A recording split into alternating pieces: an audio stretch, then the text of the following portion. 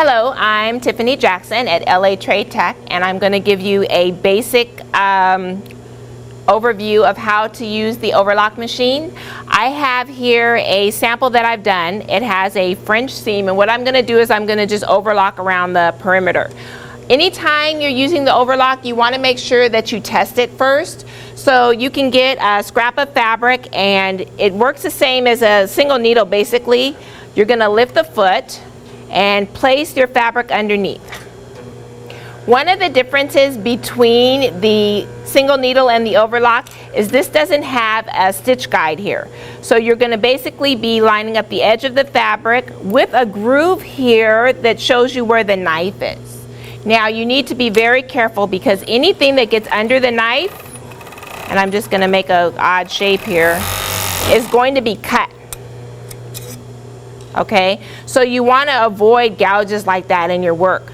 You don't want to trim off basically anything of your work, otherwise you're changing the dimension of your seam allowance. So we're going to be placing this work underneath the foot. I'm going to lift the foot and put this down so that the edge of the fabric is lining up with the knife. So if I'm trimming some off, I don't want to trim off more than the 16th. And just go very slowly, lining up the edge of the fabric with that knife, and you're going to sew off. You're going to sew off and you're going to leave thread. Once you've sewn off, when you clip your work, you're going to clip close to your work and leave that tail of thread there. Make sure you clip as you go. Otherwise, this thread is just going to get caught in your work.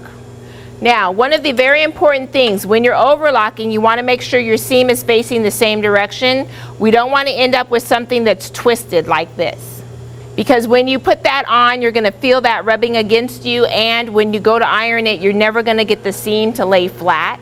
So make sure that if it's going to the outside at the beginning, it's going to the outside at the end. It doesn't matter if you overlock this way or this way, as long as the seam is flat. So again, we're going to place this underneath the foot, and we're going to sew, making sure that we're not trimming off a lot.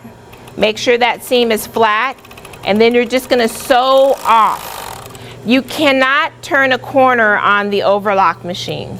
You can do curves, but you can't do corners. So basically you just sew off on all four sides of this.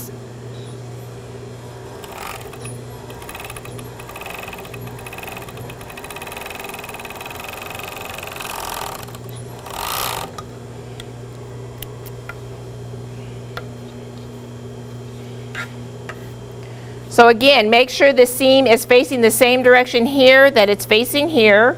Place your work underneath the foot, line up your fabric with the knife, and overlock.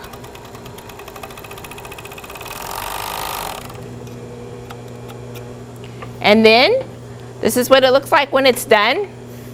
As always, when you're completing your work, you're going to press. And that's how you use the overlock machine.